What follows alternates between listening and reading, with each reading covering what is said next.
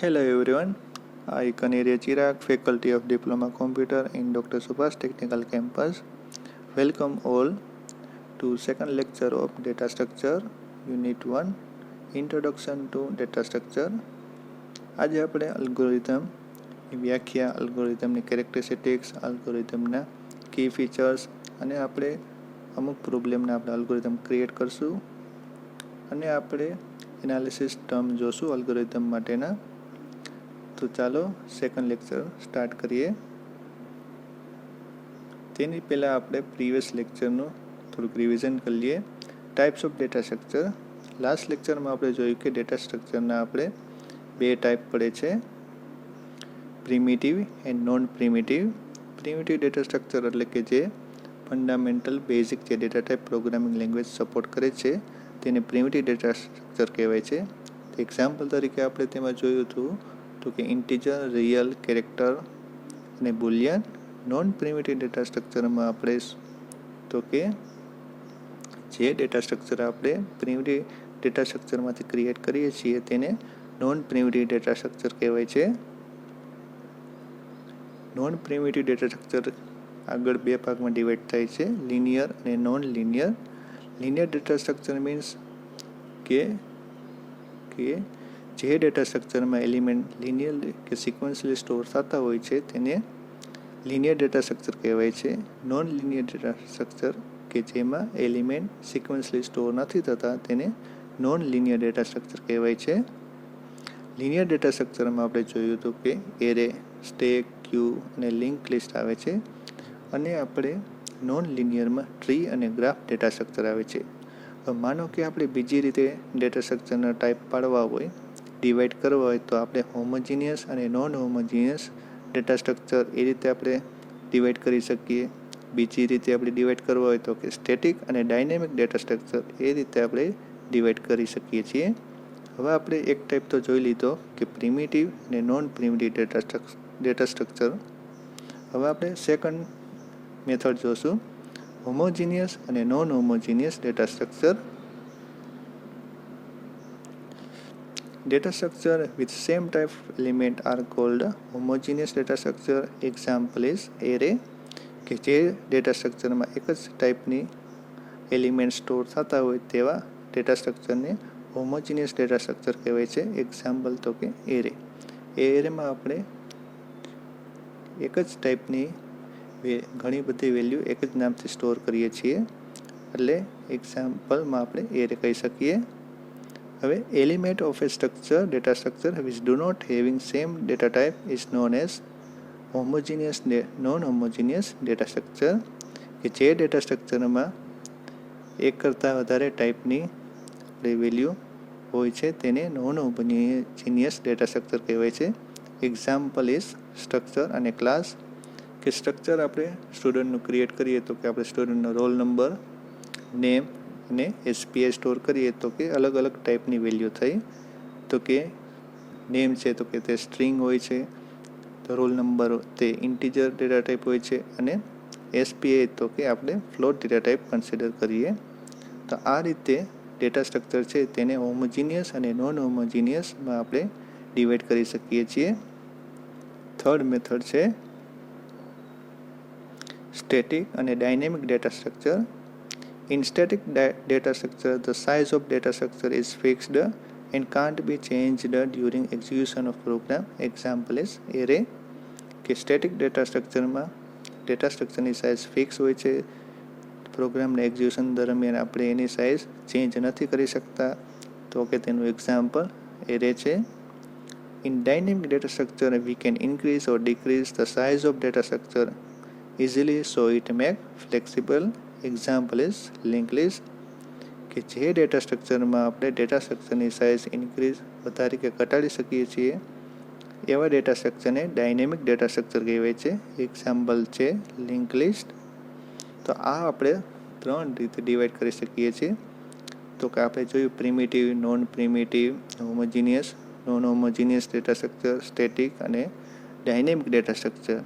આ રીતે તમને જીટીયુની એક્ઝામમાં આમાંથી ગમે તેનો ડિફરન્સ પૂછાઈ શકે છે કે લિનિયર અને non linear data structure explain કરો. સ્ટેટિક અને ડાયનેમિક ડેટા સ્ટ્રક્ચર એક્સપ્લેન કરો, કે હોમોજીનિયસ અને non homogeneous data structure explain કરો. તો આ હતા types of data structure divided differently in different method. હવે આગળ આપણે અલ્ગોરિધમ જોશું. તો કે આપણે ડિપ્લોમા કોમ્પ્યુટરના ફર્સ્ટ સેમમાં અલ્ગોરિધમ ફ્લોચાર્ટ વિશે ભણીએ છીએ. તો કે algorithm is a step by step solution of given problem or task in A finite number of step is called algorithm. તો કે કોઈ પણ પ્રોબ્લેમ કે સોલ્યુશન કે કોઈ પણ પ્રોબ્લેમ કે ટાસ્કનું આપણે સોલ્યુશન ફાઇનાઇટ નંબર ઓફ સ્ટેપમાં લખીએ તેને અલ્ગોરિધમ કહેવાય છે. બીજી રીતે કહીએ તો કે algorithm is a finite set of instruction that if followed accomplish a particular task. કે આપણે કોઈ પણ ટાસ્ક કમ્પ્લીટ કરવું હોય તો કે આપણે નક્કી કરેલી ઇન્સ્ટ્રક્શન ફોલો કરીએ તો ટાસ્ક કમ્પ્લીટ થઈ શકે છે. હવે આગળ આપણે જોશું તેની કેરેક્ટરિસ્ટિક્સ. તો કે કેરેક્ટરિસ્ટિક્સમાં વાત કરવામાં આવે તો કે ઇનપુટ, આઉટપુટ, ડિફાઇનેસ, ફાઇનાઇટનેસ ને ઇફેક્ટિવનેસ. તો કે ઇનપુટ તો કે અલ્ગોરિધમને 0 ઓર મોર ઇનપુટ હોઈ શકે છે. Output algorithm can generate 1 or more output. Definiteness તો કે તેનો મિનિંગ જોઈએ તો કે each step is clear and unambiguous. કે આપણે અલ્ગોરિધમમાં દરેક સ્ટેપ લખીએ તેનો અર્થ એક જ નીકળતો હોવો જોઈએ. ફાઇનાઇટનેસ તો કે algorithm must be terminated in A finite number of step. કે અલ્ગોરિધમ અનંત સુધી કન્ટિન્યુ ન ચાલવો જોઈએ, કે અમુક સ્ટેપમાં કમ્પ્લીટ થતો હોવો જોઈએ. પછી છે effectiveness. Every instruction must be very basic so that it can be carried out in A principal. કે તમે જે સ્ટેપમાં ઓપરેશન કે કંઈ પ્રોસેસ લખો છો તે આપણે ઇમ્પ્લિમેન્ટ થઈ શકતી હોવી જોઈએ પ્રોગ્રામમાં. તો આ થયું અલ્ગોરિધમની વ્યાખ્યા અને એની કેરેક્ટરિસ્ટિક્સ. હવે આપણે અલ્ગોરિધમના કી ફીચર્સ જોશું. કે અલ્ગોરિધમ આપણે ગમે પ્રોબ્લેમ કે ટાસ્કનો ક્રિએટ કરવું હોય તો કઈ રીતે અમુક આપણે ધ્યાન રાખવાનું આવે છે. Name of algorithm. Name of an algorithm written in capital letter. કે કોઈ પણ પ્રોબ્લેમ કે ટાસ્કનો તમે અલ્ગોરિધમ ક્રિએટ કરો છો તો તમારે એનું નેમ રાખવું હોય તો કેપિટલમાં લખવાનું આવે છે. એક્ઝામ્પલ તરીકે તમે ઇન્સર્ટનો અલ્ગોરિધમ ક્રિએટ કરો છો એરે માટે તો કે તમારે એનું નેમ ઇન્સર્ટ કેપિટલ લેટરમાં લખવાનું આવે છે. Step. There is a finite number of step. Description of step written in square closed bracket. કે અલ્ગોરિધમ આપણે સ્ટેપમાં લખવાનું આવે છે. દરેક સ્ટેપનો મિનિંગ શું થાય છે તે આપણે સ્ક્વેર બ્રેકેટમાં તેનો મિનિંગ લખવાનો આવે છે. Assignment statement to assign a value of a variable using an arrow sign. હવે માનો કે એક્સની આપણે વેલ્યુ 2 અસાઇન કરવી છે તો આપણે એક્સ એરો 2 લખશું. એનો અર્થ એવો થશે કે એક્સ વેરિયેબલને આપણે 2 વેલ્યુ અસાઇન કરીએ છીએ. નેક્સ્ટ છે if statement. Decision statements are used when execution of a process depends on the outcome of some condition. તો તમારે આમાં આ રીતે લખવાની આવે છે કે એક્ઝામ્પલ તરીકે માનો કે બેને કમ્પેર કરીએ છીએ એક્સ અને વાયની વેલ્યુને. If X is equal to Y then print equal. so the general form of if construct can be given as if condition then process. if પછી કન્ડિશન લખવાની આવશે, તેમાં તમે બ્રેકેટ યુઝ કરી શકો છો, ન યુઝ કરો તો પણ ચાલશે. અને ધેન કરીને તમારે જે કન્ડિશન ટ્રુ થાય તો તમારે શું પ્રોસેસ કરવી તો લખવાની આવશે. નેક્સ્ટ એમાં જોઈએ તો કે if statement can also B stated in the following manner. કે ઇફ સ્ટેટમેન્ટ તમે બીજી રીતે લખવું હોય તો આ રીતે લખી શકો છો. If condition then condition true થાય તો તમારે કઈ પ્રોસેસ કરવી તે, અને ફોલ્સ થાય કન્ડિશન તો તમારે પ્રોસેસ શું કરવી તે આ રીતે લખવાનું આવે છે. આ હતું અલ્ગોરિધમમાં તમારે કન્ડિશન સ્ટેટમેન્ટ કઈ રીતે લખવા તે. ઇફ કન્ડિશન ધેન, જો કન્ડિશન ટ્રુ હોય તો process 1, If false, then process 2. હવે આપણે એકને એક સ્ટેપ રિપીટ કરવું હોય તો અલ્ગોરિધમમાં કઈ રીતે દર્શાવવાનું આવે તે repetition which involve executing one or more step for a number of times can be implemented using constructs such as while, do while and for loops. This loop executes one or more step until condition is true. There are two types of repeat statement: repeat step number while condition. બીજી method છે second method is repeat through step number for variable name is equal to 1 to 3 to n. તો repeat statement એકને એક step તમારે અલ્ગોરિધમમાં repeat કરવા હોય તો તેના માટે વાઇલ, ડુ વાઇલ કે ફોર લૂપ આપણે સી લેંગ્વેજમાં ભણી ગયા તે દર્શાવ્યું હોય તો બે મેથડ છે. તો કે એક વાઇલ દર્શાવવું હોય તો repeat step 5 while i less than equal to 10. જ્યાં સુધી કન્ડિશન ટ્રુ થશે ત્યાં સુધી સ્ટેપ રિપીટ થશે.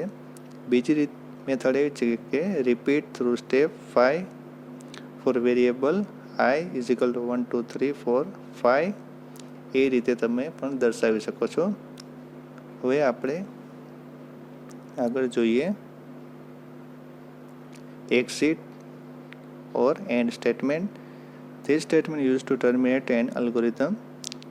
કે જ્યારે અલ્ગોરિધમ ટર્મિનેટ કરવું હોય ત્યારે લાસ્ટ સ્ટેટમેન્ટ એક્ઝિટ સ્ટેટમેન્ટ લખવામાં આવે છે કે એન્ડ સ્ટેટમેન્ટ. હવે અલ્ગોરિધમનું એક્ઝામ્પલ જોઈએ તો કે એડિશન ઓફ ટુ નંબર. અહીંયા આપણે જોઈ શકીએ છીએ કે અલ્ગોરિધમનું નામ કેપિટલ લેટરમાં લખવામાં આવ્યું છે. તો કે બે નંબરનું એડિશન છે તો આપણે યુઝર પાસેથી બે નંબર રીડ કરવાના આવશે. તો આપણે ક્લોઝ બ્રેકેટમાં આપણે સ્ટેપનું મિનિંગ લખ્યો છે કે રીડ ફર્સ્ટ નંબર. હવે એનું આપણે actual instruction input first number as એ કે પહેલો નંબર એન્ટર કરશે તે એમાં સ્ટોર થશે. બીજો નંબર તો કે એનું ડિસ્ક્રિપ્શન સ્ટેપનું લખ્યું છે રીડ સેકન્ડ નંબર અને આપણે instruction input second number as B એટલે ફર્સ્ટ નંબર એ અને second number is B. Third step perform addition કે સ્ટેપ 3માં એડિશન પરફોર્મ થશે. Sum arrow A plus B એટલે એ પ્લસ બીનું એડિશન થઈને આન્સર સમ વેરિયેબલમાં સ્ટોર થશે. સ્ટેપ 4 કે આપણે રિઝલ્ટ ડિસ્પ્લે કરશું. પ્રિન્ટ સમ અને અલ્ગોરિધમ કમ્પ્લીટ કે આ સ્ટેપમાં ફિનિશ થાય છે અલ્ગોરિધમ એટલે અહીંયા એક્ઝિટ લખવાનું આવશે કે એન્ડ પણ લખી શકો. તો આ હતો algorithm addition of two number કે જેમાં આપણે સ્ટેપમાં ડિસ્ક્રિપ્શન પણ લખ્યું છે અને કઈ રીતે વર્ક થાય તે આપણે જોયું. હવે આપણે સેકન્ડ એક્ઝામ્પલ જોઈએ કે two number are equal or not કે યુઝર બે નંબર એન્ટર કરશે બે ઇક્વલ છે કે નહીં. તો આપણે અલ્ગોરિધમનું નામ કેપિટલ લેટરમાં લખ્યું છે. Step 1 read first number input first number as A. Second step read second number input second number as B એટલે પહેલો નંબર યુઝર નાખ્યો તે એમાં સ્ટોર થયો, બીજો નંબર એન્ટર કર્યો તે બીમાં સ્ટોર થયો. સ્ટેપ 3માં આપણે કમ્પેરિઝન પરફોર્મ કરશું કે કમ્પેરિઝન પરફોર્મ કરવા માટે આપણે કન્ડિશન સ્ટેટમેન્ટનો યુઝ કરવાનો આવશે. If A is equal to B then જો કન્ડિશન સાચી હશે તો બે નંબર ઇક્વલ પ્રિન્ટ કરશું. જો કન્ડિશન ફોલ્સ હશે તો આપણે નોટ ઇક્વલ પ્રિન્ટ કરશું. સ્ટેપ 4 તો માં આપણે ફિનિશ મીન્સ કે અલ્ગોરિધમ કમ્પ્લીટ થાય છે એટલે કે તેમાં એક્ઝિટ લખશું. અહીંયા જોઈ શકો 5 છે તેને બદલે ત્યાં સ્ટેપ 4 આવશે. તો કે આ હતો અલ્ગોરિધમ કેના માટેનો તો કે બે નંબર ઇક્વલ છે કે નહીં તેના માટે. હવે આગળ આપણે નેક્સ્ટ એક્ઝામ્પલ જોઈએ.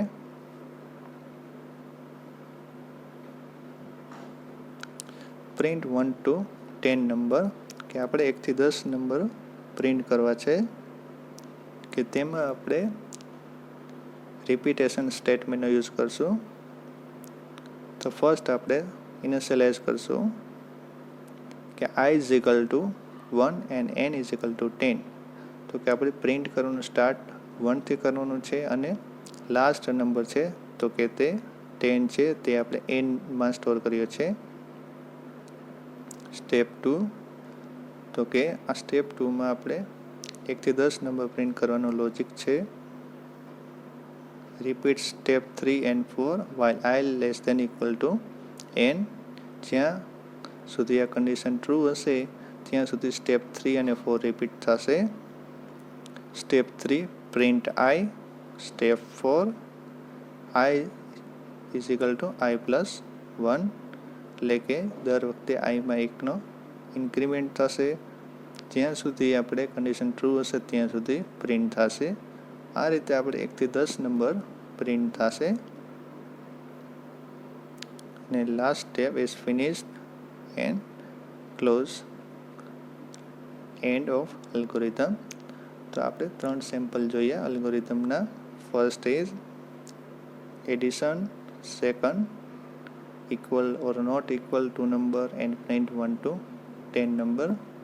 હવે નેક્સ્ટ એક્ઝામ્પલ જોઈએ. Find sum of value in array. તો કે એરેના એલિમેન્ટ છે તેનો ટોટલ સમ કરવાનો છે. તો કે આપણે એનું અલ્ગોરિધમનું નામ રાખ્યું છે કેપિટલ લેટરમાં. તો કે first step read the size of array. તો કે એની અંદર કેટલા એલિમેન્ટ છે તે આપણે યુઝરમાંથી રીડ કરશું. તો કે રીડ n. તો કે 5 એલિમેન્ટ હશે તો 5 વેલ્યુ સ્ટોર થશે n માં. Second step initialise sum is equal to 0. તો કે સ્ટાર્ટિંગમાં સમ વેરિયેબલ પાસે વેલ્યુ હશે 0. Perform sum. તો કે repeat step 3 for I is equal to 0, 1, 2 and n. તો કે 4 માટે આપણે લખ્યું છે તો કે 0 થી n સુધી આ લૂપ ફરશે. સ્ટેપ 3 ત્યાં સુધી રિપીટ થશે. માનો કે n ની વેલ્યુ 4 હશે તો સ્ટેપ 3 4 વાર રિપીટ થશે. હવે સ્ટેપ 3 માં આપણે 4 માં જોઈએ તો કે શું રિપીટ કરવાનું છે. સ્ટેપ 3 માં જોઈએ તો કે sum is equal to sum plus a of I. હવે માનો કે એરેમાંથી ફર્સ્ટ એલિમેન્ટ આપણે એક્સેસ કરવું હોય તો કે એરેને આપણે ઇન્ડેક્સમાં I ની વેલ્યુ લખશું. I ની વેલ્યુ 0 હશે તો કે ફર્સ્ટ એલિમેન્ટ, 1 હશે તો સેકન્ડ એલિમેન્ટ. આ રીતે લૂપ કમ્પ્લીટ થશે. એટલે આફ્ટર સમ વેરિયેબલમાં એરેના ટોટલ એલિમેન્ટનું એડિશન આપણે મળશે. આફ્ટર ધેટ આપણે સમ વેરિયેબલને પ્રિન્ટ કરશું. એટલે આપણે એરેની અંદર જે વેલ્યુ છે તે બધાનું ને એડિશન મળશે. Step 5 finished. તો આ રીતે આપણે અલ્ગોરિધમ ક્રિએટ કરી શકીએ છીએ. તો કે find sum of value in array. હવે નેક્સ્ટ એક્ઝામ્પલ થોડુંક હાર્ડ જોઈએ. Big and small number. કે એરેની અંદર એલિમેન્ટ છે તેમાંથી તમારે કહેવાનું છે કે આમાંથી આ નંબર બિગ છે અને આ નંબર સ્મોલ છે. હવે તેનું એક આપણે અલ્ગોરિધમ જોઈએ પછી એનું આપણે એક્ઝામ્પલ જોશું. તો કે ફર્સ્ટ આપણે ઇનિશિયલાઇઝ કરીએ. Temp is equal to 1. આનો આપણે યુઝ પછી કરશું. Step 2 read the size of array. તો કે એરેની અંદર કેટલા એલિમેન્ટ છે તે રીડ n. તો કે n માં સ્ટોર થશે. Step 3 consider first element of array as big and small. તો કે એરેની અંદર પહેલો એલિમેન્ટ છે તે આપણે બિગ અને સ્મોલ ધારી લઈએ. તો કે big arrow small is equal to a of 0. a of 0 નો મિનિંગ એવો થશે કે એરે એની અંદર પહેલો એલિમેન્ટ ફર્સ્ટ એલિમેન્ટ છે. If n is equal to n. If n is equal to 1. જો એરેની અંદર એક જ એલિમેન્ટ હોય તો તે એલિમેન્ટ બિગ અને સ્મોલ તે જ કહેવાશે. If big and small is a of 0. જો એરેની સાઇઝ 1 હશે તો તે જ એલિમેન્ટ બિગ અને સ્મોલ થશે. જો એરેની સાઇઝ 1 કરતાં વધારે હશે તો સ્ટેપ 5માં જવાનું આવશે. Step 4 find big and small number. Repeat step 5 and 6 while temp less than n. If a temp greater big, then big is a temp. કે એ ટેમ્પની વેલ્યુ આપણે 1 છે. હવે માનો કે કમ્પેર કેની સાથે કરશે તો કે ફર્સ્ટ એલિમેન્ટ સાથે. જો બીજો એલિમેન્ટ પહેલા એલિમેન્ટ કરતાં મોટો હશે તો તે બીજો એલિમેન્ટ બિગ થશે. તો બિગમાં તે બીજો એલિમેન્ટ સ્ટોર થશે. માનો કે તે નથી તો નેક્સ્ટ આપણે એલસીએફમાં એ ટેમ્પ લેસ ધેન સ્મોલ, તો કે ફર્સ્ટ એલિમેન્ટ કરતાં બીજો એલિમેન્ટ નાનો છે તો તે એલિમેન્ટ થશે સ્મોલ. એટલે બેમાંથી આપણે ચેક કર્યું તો કે બેમાંથી કોણ બિગ છે અને સ્મોલ છે. હવે માનો કે 2 કરતાં વધારે હોય ત્યાં સુધી આ લૂપ ફરશે અને લાસ્ટમાં તમને આન્સર મળશે. અને આ લૂપમાં આપણે ટેમ્પને ઇન્ક્રીમેન્ટ કરતું જવાનું આવશે અને લાસ્ટમાં આપણે પ્રિન્ટ કરશું પ્રિન્ટ સ્મોલ. અને બિગમાં જે નંબર આપણે મળ્યો હોય તે, જે એલિમેન્ટ એરેનો મળ્યો હોય તે, અને એક્ઝિટમાં આપણે ટર્મિનેટ થશે. એટલે એરેની અંદર માનો કે એક જ એલિમેન્ટ હોય તો તે બિગ અને સ્મોલ થશે. જો 1 કરતાં વધારે હોય તો તમારે એમાંથી ફાઇન્ડ કરીને કહેવાનું આવશે તો કે આ 5 એલિમેન્ટ નંબરમાંથી કયો નંબર બિગ અને કયો નંબર સ્મોલ છે. હવે આપણે એક્ઝામ્પલ થ્રુ જોઈએ. આ એનો અલ્ગોરિધમ છે. બિગ અને સ્મોલ નંબરનું આપણે એક્ઝામ્પલ જોઈએ. જો એરેની અંદર 10 એક જ નંબર હોય તો તે નંબર બિગ અને સ્મોલ થશે. જો એરેની અંદર આપણે 5, 3, 8, 12 અને 2 એટલે એરેની સાઇઝ થઈ 5, એટલે એરેની અંદર 5 એલિમેન્ટ છે અને ટેમ્પ ઇઝ ઇક્વલ ટુ 1. હવે આપણે જોઈએ ફર્સ્ટ એલિમેન્ટને આપણે બિગ અને સ્મોલ તરીકે લઈ લઈએ. એટલે એ ઓફ 0 તો કે એરેનો ફર્સ્ટ એલિમેન્ટ 5 છે. હવે તો કે આપણું મેઇન લોજિક હતું કે જેની મદદથી આપણે 1 કરતાં વધારે એલિમેન્ટ એરેની અંદર હોય તો એની મદદથી આપણે મળી શકે બિગ અને સ્મોલ નંબર. કે પહેલી વાર લૂપ કમ્પ્લીટ થશે એટલે 2 નંબરમાંથી આપણે કમ્પેર કરીને કહેશે કે સ્મોલ નંબર કયો છે અને બિગ નંબર કયો છે. તો કે 2 નંબરની કમ્પેરિઝનમાંથી આપણે ખબર પડી શકે કે સ્મોલ 3 છે અને બિગ 5 છે. હવે આપણે સેકન્ડ ટાઈમ લૂપ કમ્પ્લીટ થશે ત્યારે આપણે સ્મોલ અને બિગ નંબર ખબર પડશે કે જે કમ્પેરિઝન કરશે 3 નંબરમાંથી 5, 3 અને 8માંથી. એટલે સ્મોલ 3 છે અને બિગ 8 છે. થર્ડ ટાઈમ લૂપ કમ્પ્લીટ થશે ત્યારે સ્મોલ નંબર 3 છે અને બિગ નંબર 12 છે. ફોર્થ ટાઈમ લૂપ કમ્પ્લીટ થશે ત્યારે એરેની અંદર સ્મોલ અને બિગ નંબર છે તે સ્મોલ 2 છે અને બિગ 12 છે. અને ફાઇનલ રિઝલ્ટ તો કે તમને સ્મોલ 2 અને બિગ 12. આ રીતે તમે બિગ અને સ્મોલ નંબર તમે ફાઇન્ડ કરી શકો છો એરેની અંદર. હવે જોઈએ આપણે એનાલિસિસ ટર્મ. તો કે ફર્સ્ટ છે ટાઈમ કોમ્પ્લેક્સિટી. હવે માનો કે 2 અલ્ગોરિધમ તમે સર્ચિંગ માટેના બનાવેલા છે તો કે 2 અલ્ગોરિધમ કે 2 પ્રોગ્રામ જોઈએ તો કે બેમાંથી બેસ્ટ કયો છે. એક્ઝામ્પલ તરીકે આપણે મોબાઈલનું કમ્પેરિઝન કરીએ છીએ કે આ મોબાઈલમાં રેમમાં 1 GB છે, આમાં 2 GB છે, આની સ્ક્રીનની સાઇઝ 5 છે, આની 6 ઇંચ છે. એ રીતે આપણે ઇન્ટરનલ સ્ટોરેજ જોઈએ છીએ. એ રીતે આપણે અલ્ગોરિધમનું એનાલિસિસ કરવું જોઈએ કે આમાંથી કયો અલ્ગોરિધમ બેસ્ટ છે. તો ફર્સ્ટ ફેક્ટર છે time complexity.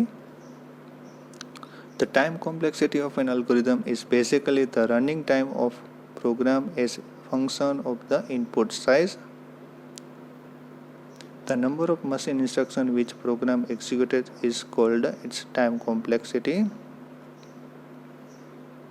These numbers primarily depend on the size of programs input and the algorithm used. તો કે તમે કેટલી number of instruction program execute કરે છે તેની ટાઈમ કોમ્પ્લેક્સિટી કહેવાય છે.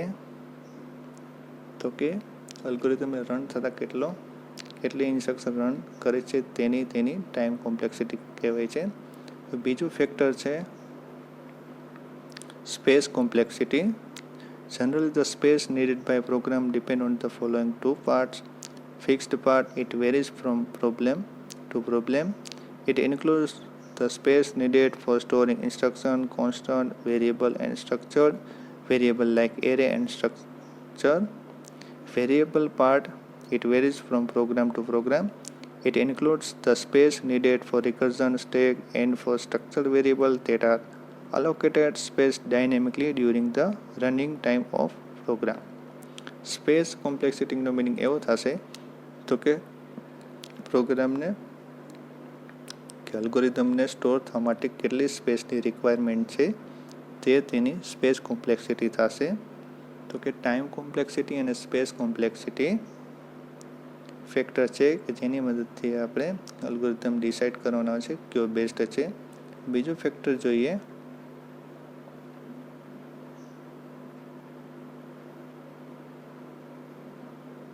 Big O notation. The running time complexity are always specified in Big O notation. The sorting method has running time O, Big O, N2. The Big O is the formal method of expressing the upper bound of algorithm's running time. It measures the longest amount of time it could be possible take for algorithm to complete.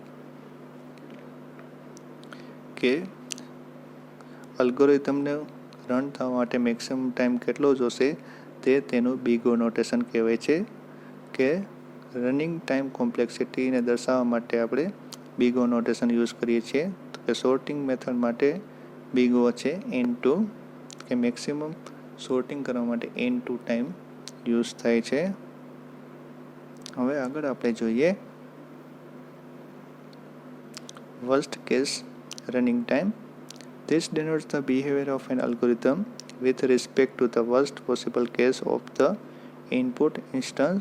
The worst case running time of an algorithm is an upper bound on the running time for any input. Therefore, having the knowledge of worst case running time giving us an assurance that the algorithm will never go beyond this time limit.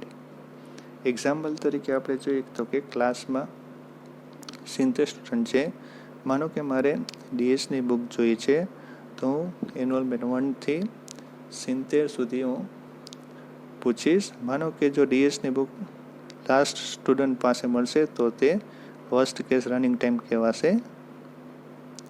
એવી રીતે આપણે પ્રોગ્રામેટિકલી જોઈએ તો કે એરેની અંદર આપણે element કોઈ પણ સર્ચ કરતા હોઈએ તો તે એલિમેન્ટ આપણે લાસ્ટમાં મળે તો તે શું કહેવાશે તો કે વર્સ્ટ કેસ રનિંગ ટાઈમ.